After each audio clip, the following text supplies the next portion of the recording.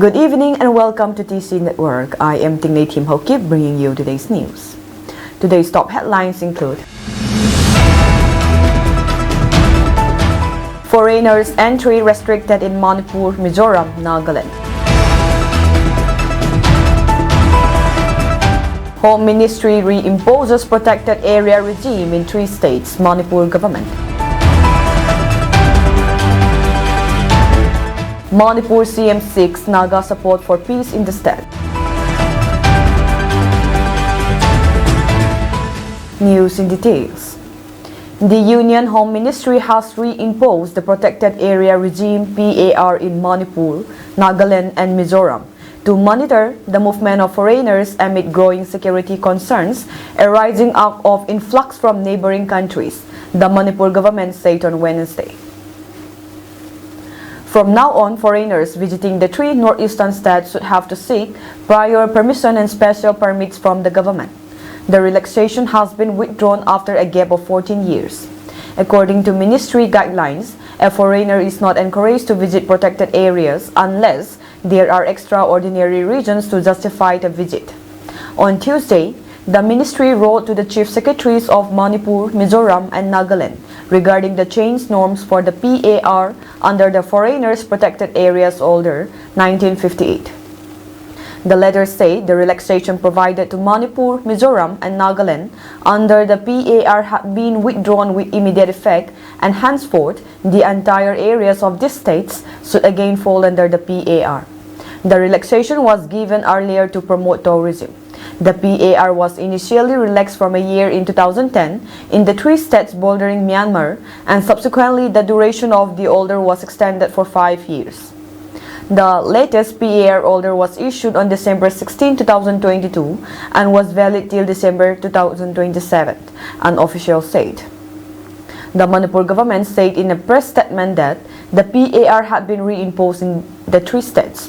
With this reimposition, the movement of foreigners visiting Manipur will be closely monitored, and they are required to obtain the necessary protected area permits (PAP) in accordance with the Foreigners Protected Areas Order 1958, it said. The statement said that no such organization called Kukizo Council existed in Manipur, claiming that the origin and authenticity of this group are highly questionable. There is no district by the name Lamka mentioned as a headquarters in Manipur. This raises strong suspicions regarding the external origins of such organizations that appear to operate outside legal and administrative framework, it said. The state government urged national and local media houses to refrain from giving publicity to such press releases from unauthorized organizations or individuals. It also appealed to the central government and its agencies to disregard such claims from unverified organizations. The new group, comprising members of the Kukizo community, had on Tuesday warned Chief Minister N. Biren Singh to not travel by road via the Kuki-dominated Kangpopi to inaugurate a festival in Senapati district, a Naga-dominated area. The statement further added that the police were actively looking into the matter and an FIR would be lodged to ascertain the true nature and intent behind such misleading activities. The people of Manipur are urged to exercise caution and not to pay heed to statements or claims from organizations of dubious origins, which have been surfacing recently with the apparent intention of creating confusion and unrest, the statement said. Manipur had been affected by ethnic violence between the tribal Kuki people and the Meitei community since May 3, 2023. More than 250 people have been killed and more than 60,000 displaced from their homes in the ongoing violence. Manipur government has informed that the Ministry of Home Affairs has reimposed protected area regime in the state including Nagaland and Mizoram. A late-night statement issued by Manipur government informed, in light of growing security concerns arising out of influx from neighboring countries, the Ministry of Home Affairs, Government of India, has reimposed the protected area regime in the states of Manipur, Mizoram and Nagaland. With this reimposition, the movement of foreigners visiting Manipur will be closely monitored, and they are required to obtain the necessary protected area permits (PAP) in accordance with the Foreigners Protected Areas Order 1958. The state government also took notice of the Warning by an organization named Kukizo Council, which asked Chief Minister N. Biren Singh not to travel to Senapati district to attend a cultural program by passing through Kangpopi district by road. It stated upon investigation, it has been found that no such organization, Kukizo Council, exists in Manipur. This raises strong suspicions regarding the external origins of such organizations that appear to operate outside legal and administrative frameworks. It said police are actively looking into this matter and an FIR will be lodged to ascertain the true nature and intent behind such misleading activities.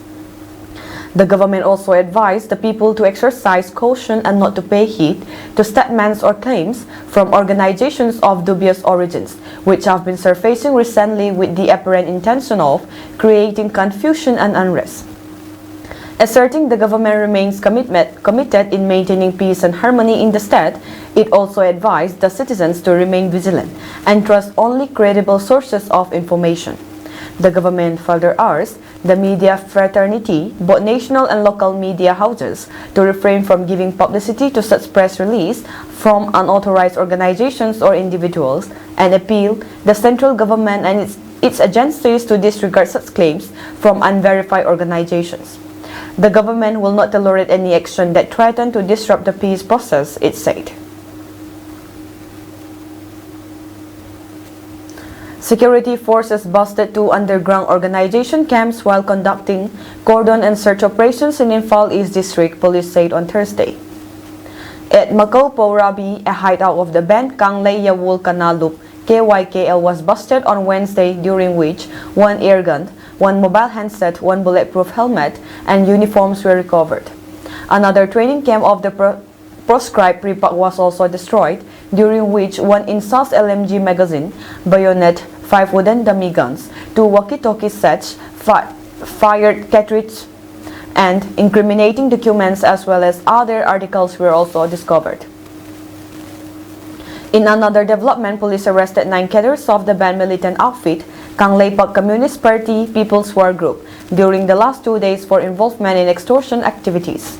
On Wednesday, from Mantri Pukri Bazar area of Imphal East District, police arrested 2 active members of KCP PWZ who were involved in extortion activities from the general public, private firms, government offices, and recovered 2 demand letters of the outfit. KCP PWZ, 16 cadres received notes of the outfit KCP PWZ group and other articles.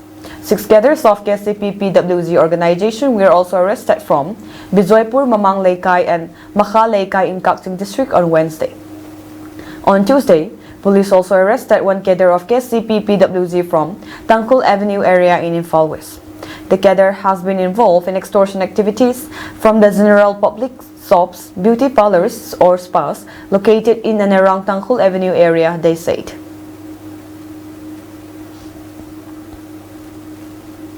The Manipur Pradesh Congress Committee MPCC met the Manipur governor yesterday, urging him to immediately bring normalcy and peace in the conflict-stricken Manipur. It was a part of the Chalo Ras Bhavan protests organized by the Congress across the country over various issues. The MPCC team marched to the Ras Bhavan after congregating at Congress Bhavan. A commotion occurred in front of the State Congress office and Ras Bhavan as well, as the MPCC team took out the march. A large number of security forces, including the Rapid Action Force, were deployed during the march to ensure that no untoward incidents took place. Traffic was disrupted at BT Road and in front of Ras Bhavan due to the march. The MPCC team later submitted a memorandum to Governor Laxman Prasad Acharya. The memorandum raised various demands. We would like to urgently draw your kind attention to immediately bring normalcy and peace by putting an end to the unprecedented ongoing turmoil in Manipur for the last 19 months, read the memorandum to the governor. As you are also aware, Manipur continues to reel under an unprecedented crisis marked by continuous violence, including shootouts, curfews, and widespread lawlessness. Numerous lives have been lost, and citizens face an uncertain future. Despite the severity of the crisis, the BJP-led governments, both at the center and in the state, have utterly failed to address or mitigate the situation, it read. Shockingly, the Prime Minister has yet to visit Manipur, while the utterly inept Chief Minister still clings to power, further highlighting the indifference towards this dire situation. We, therefore, strongly urge you for your immediate intervention to our demands, the memorandum read. It demanded immediate resettlement of all the internally displaced persons back to their original homes in their respective localities, especially secured arrangement of movement of citizens between districts in the entire state so that communities in Manipur can freely move from valley to the hills and vice versa, urgent need to instill the sense of security from the state to the people of Manipur, and urgent need to bring normalcy and peace in the state. The memorandum further strongly urged the governor for his sincere and immediate efforts in bringing an end to the ongoing turmoil in the state in the larger interests of the people of Manipur and the nation. After submitting the memorandum, the MPCC team met with the governor at the Raj Bhavan. The team comprised MPCC President K. Megachandra, CWC member Gai Khan Ngam, Deputy CLP leader K. Ranjit, MPCC Chief Whip T.H. Lokeswar, General Secretaries O. Surja Kumar and S. Jitan, from former MLAs K. H. Loken, E. Dwijamani, Samuel Jendai, and Muhammad Amin Shah, Party's Working President Muhammad Fajur Ramin, Vice Presidents Tilotama Loitongbam and Hareswar Goswami, Spokespersons and Bupenda and Rabi Khan. MPCC President Kesa Megachandra briefed the media at the Raj Bhavan gate after the meeting with Governor Laxman Prasad Acharya. The governor gave us a patient hearing during the meeting. We told him that the center and the state government had failed to bring a solution to the over 19-month-old crisis till that. It has become nearly impossible for the public as well as the MLAs to live in the state. The peace efforts have proved challenging, he reiterated. The MPCC team further told the governor that the peace efforts have totally failed and there is no sign of possibility to bring the two warring groups to the negotiating table, Megachandra added. The Ministry of Home Affairs has reinstated protected area permits PAP in Manipur, Mizoram and Nagaland, marking a significant shift in the region's security protocol.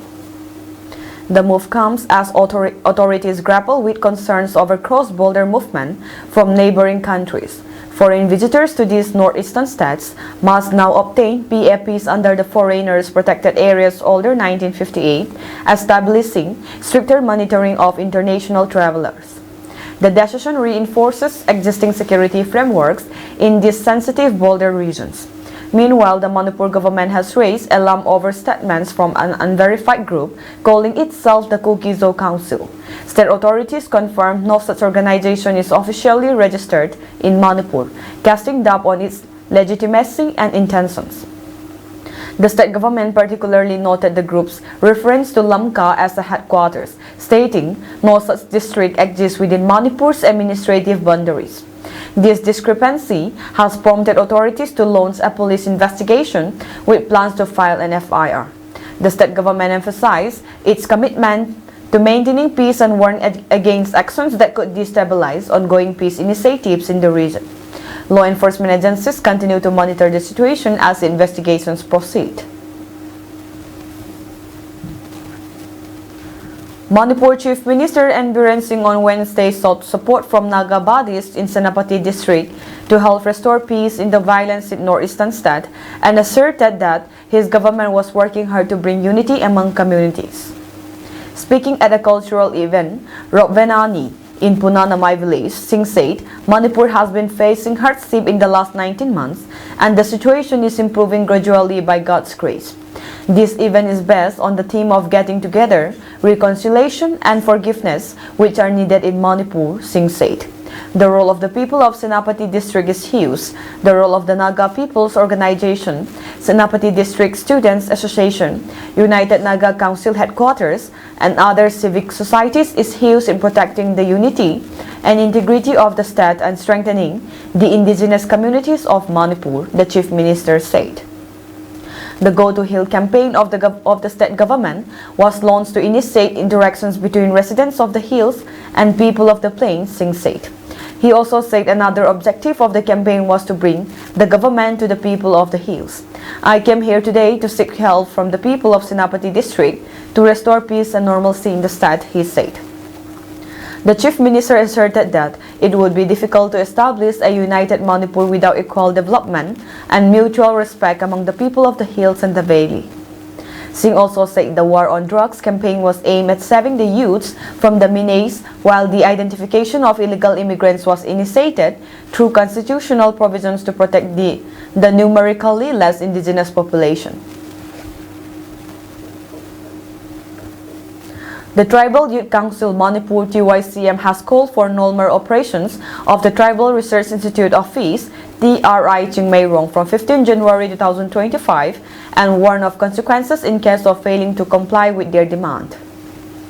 The Council issued this directive after finding the office is a non-functioning state since May 3, 2024. In a press release, the body stated that it, along with media personnel, inspected the Tribal Research Institute office on 17 December. The body revealed that during the inspection, only 3 staff members were present at the TRI office and no programs were initiated or conducted since May 3, 2024. Besides, the offices of the Director and Research Officer cum Administrative Officer were found locked and operated from the Directorate of Tribal Affairs and Hills, Manipur, neglecting their physical presence at the TRI office. The TYCM General Headquarters stated that, despite all government offices in the state resuming operations effectively since the beginning of 2024, the TRI office has not been functioning effectively to date. It added that the absence of the Director and Research Officer cum Administrative Officer from the TRI office has disrupted its operations, raising serious concerns about its ability to serve the tribal communities effectively. The body also reported poor and unsatisfactory condition of the office, with its premises scattered with animal waste highlighted the lack of maintenance and functionality. The TYCM General Headquarters noted that it had submitted an appeal to the concerned authorities on December 5 and subsequently a formal notice on December 17, urging the effective functioning of the TRI office. The Council then urged for the resumption of normal operations at the TRI office Chingmairong by 15 January 2025, ensuring the physical presence of all staff including the Director. It warned that the government and the concerned authorities would be solely responsible for any eventuality arising from the continued neglect of the office.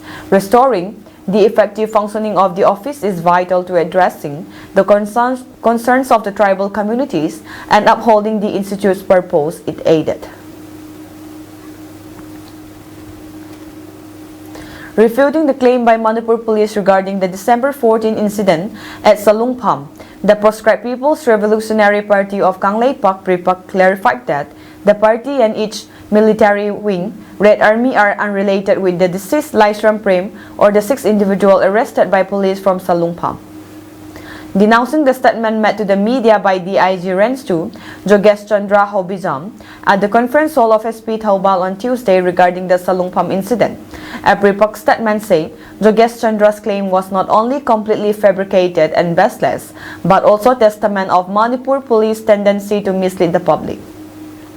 The Pripak statement issued by Publicity Officer Mangal Human contended that Manipur Police Commando killed Laisram Prem 18, son of El Roman of Thaubal Hunau, in a firing incident occurred near Salungpham High School on December 14 morning. The police commandos also rounded up 6 people hailing from different parts of Manipur from the incident site, with all falsely branded as Pripak members. The statement said, clarifying that the deceased student and 6 arrested individuals were unrelated to the party or its military wing, Red Army, in any manner. According to the Pripak statement, all the 7 individuals, including the deceased Prem, were shouldering responsibilities as village volunteers to defend from genocide and ethnic cleansing war waged across Kangleipak by Kuki narco-terrorists since May 3, 2023. The Pripak criticized the Manipur police for their inability to safeguard the lives and properties of innocent civilians since May 3, 2023, and accused the police of deliberately targeting innocent villagers in an attempt to divert focus from their own failure in tackling the crisis. Mention may be made that on Tuesday, DIG Jogesh Chandra cited forensic experts finding that Prem died in firing by members of his own group, informing that Hairok police had registered a case and investigations underway in connection with the death of Prem, who he had identified as a Pripak cadre. The DIG told media persons at the Taubal SP's conference hall that, based on a tip-off, Taubal District Police went to Salungpam area, where they signaled an Alto car and an A-Star car to hold for checking. However, the police team came under fire from occupants of one of the cars. In response, the police fired in the air and detained 6 persons, recovered arms from their possession, while an individual, Prem, who suffered bullet wounds, was rushed to Ras Medicity but succumbed to injuries. Apart from assertion by the DIG, a police statement claimed about preliminary forensic examinations indicating that Prem died in firing by members of a rival underground group and not from law enforcement personnel.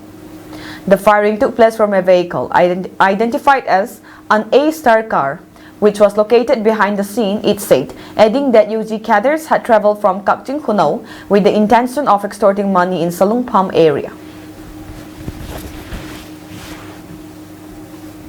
4 men from the Jurang region in Riboy lost their lives in a tragic road accident last night, December 16, when a truck they were traveling in veered off a hilly road and plunged into a ravine.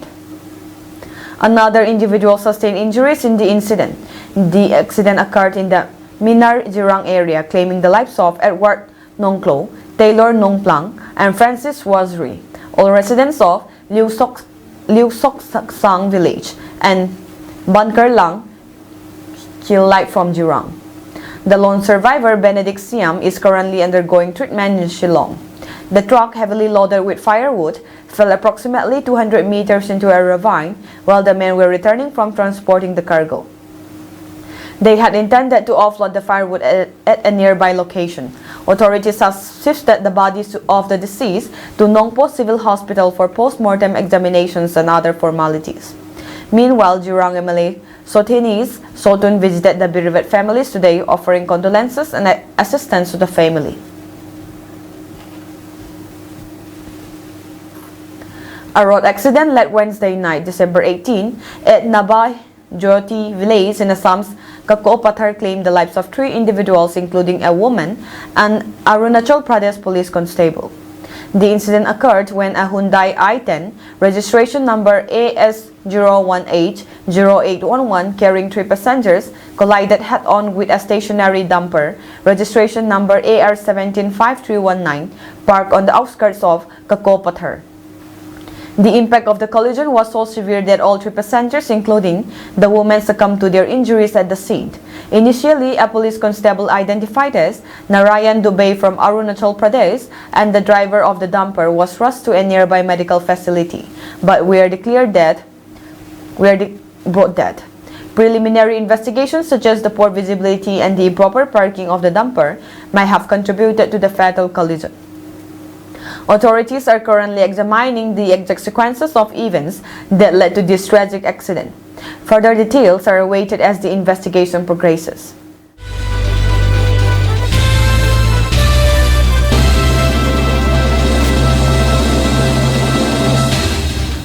A naval speedboat conducting engine trials collided with the passenger's ferry named Neel Kamal that was carrying more than 100 passengers from the gateway of India to Elephanta Island.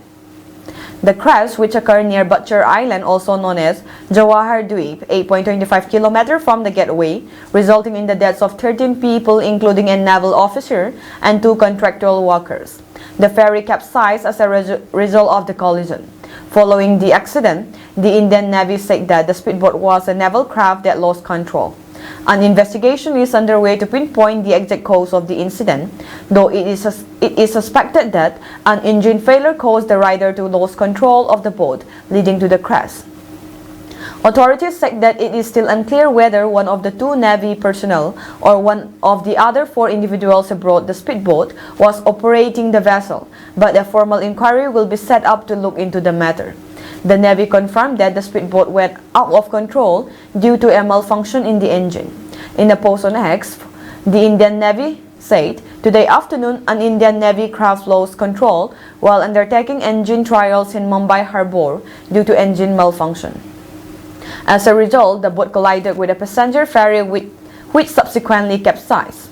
A report by Indian Express quoted an official as saying that whenever a key component like an engine is installed on a craft, they conduct thorough tests with the original equipment manufacturers or EMS to ensure no issues arise, such as verifying the manufacturer's claim of a 140 km/h speed by testing it with the manufacturer on board, which was happening in this case. Following the installation of the new engine, a trial was conducted with 6 people on board, including 4 representatives from the OEM. During the trial, the rider lost control, resulting in a collision with the passenger ferry Nilkamal near Karanja, Mumbai, around 4 p.m. The ferry was en route from Gateway of India to Elephanta Island. A Navy official stated that one person involved in the speedboat test is in critical condition, while 2 others are receiving medical treatment. News agency PTI reported that an FIR was filed at the Kolaba police station in South Mumbai under relevant sections of Bharatiya Naya Sanhita against the Navy speedboat driver and others' involvement in the incident. The complaint was made by survivor Natharam Chowdhury, a 22-year-old resident of Sakinaka, Mumbai. The FIR includes charges related to causing death by negligence, actions that jeopardize the safety or life of others, reckless or negligent vessel navigation, and mischief causing harm or damage to individuals or the public. Prime Minister Narendra Modi expressed his condolences for the lives lost and announced an ex gratia amount of ₹2 lakh for the families of its deceased. President Draupadi Murmu also offered her condolences to the families of those who died in the Mumbai boat accident near the Gateway of India. Maharashtra Chief Minister Devendra Fadnavis announced that the families of the victims will receive an ex gratia of ₹5 lakh from the Chief Minister Relief Fund. He also said that both the police and the Navy will conduct a thorough investigation into the incident.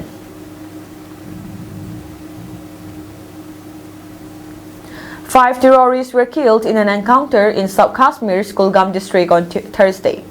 The operation started after security forces launched a search operation in the Qadar area following inputs about the presence of terrorists in the area. As terrorists opened fire on security forces, an encounter ensued. Op Qadar, Kulgam, based on specific intelligence input regarding the presence of terrorists. A joint operation was launched by the Indian Army and Jammu and Kashmir Police at Qadar, Kulgam. Suspicious activity was observed by vigilant troops, and on being challenged, terrorists opened indiscriminate and heavy volumes of fire. On troops effectively retaliated. Operating is in progress, Indian Army's Chinar Corps said in a post on X. Earlier this month, a terrorist involved in civilian killing at Gagangir, Gandarbal, and several other terror attacks in Jammu and Kashmir was killed in an encounter in Srinagar district. Last month, security forces gunned down 3 terrorists in encounters in the Jammu and Kashmir's Anantnag and Khaniyar. The deadliest attack was on October 20 when 7 people, including a local doctor and 2 workers from Bihar, were shot dead by terrorists at a tunnel construction site in Gandarbal district. National Conference Chief Farooq Abdullah, whose son Omar Abdullah took charge as the Chief Minister of Jammu and Kashmir, said the surge in terror attacks could be an attempt to destabilize the newly formed government and demand an independent probe.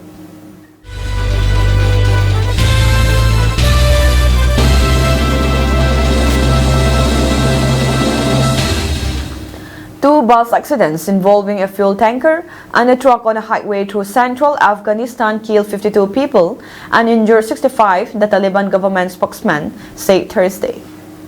The same accident happened in Ghazni province on the same highway between the capital Kabul and southern Kandahar city late Wednesday, Provincial Head of Information and Culture Hamidullah Nisar said, without specifying how many people were killed and injured in its accident. We learn with great regret that 2 fatal traffic accidents occurred on the Kabul-Kandahar highway, in which 52 of our compatriots were killed and 65 others were injured, said Chief Government Spokesman Jabihullah Mujahid. One bus collided with a fuel tanker near Shahbaz village in central Ghazni, while the other hit a truck in the eastern district of Andhra, Nisar said. Rescue teams rushed to the site and transported the injured to hospital, with some in serious condition, he added.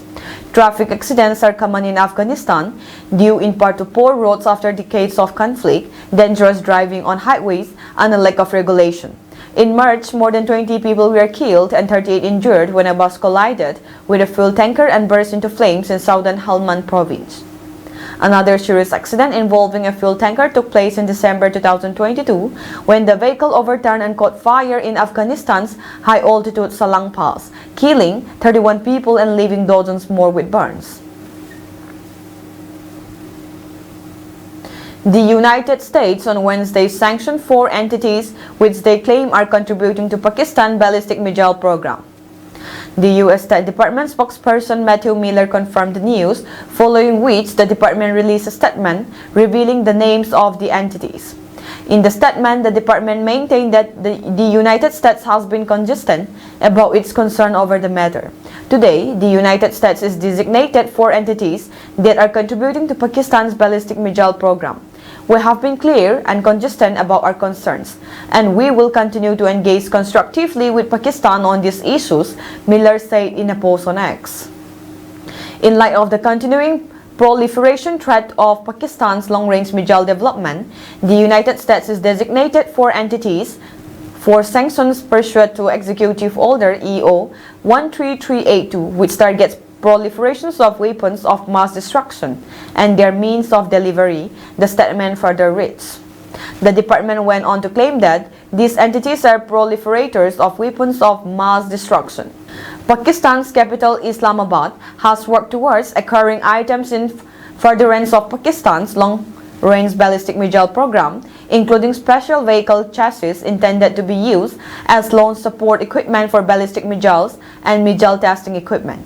The United States assessed NDC is responsible for Pakistan's development of ballistic missiles, including the Shaheen series ballistic missiles, the department said in the Wednesday statement. The company is located in Karachi. The department claimed that it worked for NDC to supply a range of equipment to help with the program. The entity is also located in Karachi and has facilitated procurements of missile applicable items for NDC and others in support of Pakistan's ballistic missile program. The department claimed that the company located in Karachi has also supplied equipment to NDC. In September this year, the State Department imposed sanctions on a Chinese research institute and several companies, claiming that they have been supplying the NDC with equipment. At that time, Miller said that the Beijing Research Institute of Automation for Machine Building Industry had worked with Pakistan to procure equipment for testing rocket motors for the Shaheen 3 and Ababil systems and potentially for larger systems. In 2023, Washington sanctioned 3 China-based companies, accusing them of supplying missile applicable items to Pakistan. Pakistan is set to respond to the recent sanctions by the U.S. That is all for today's news, and have a pleasant evening ahead.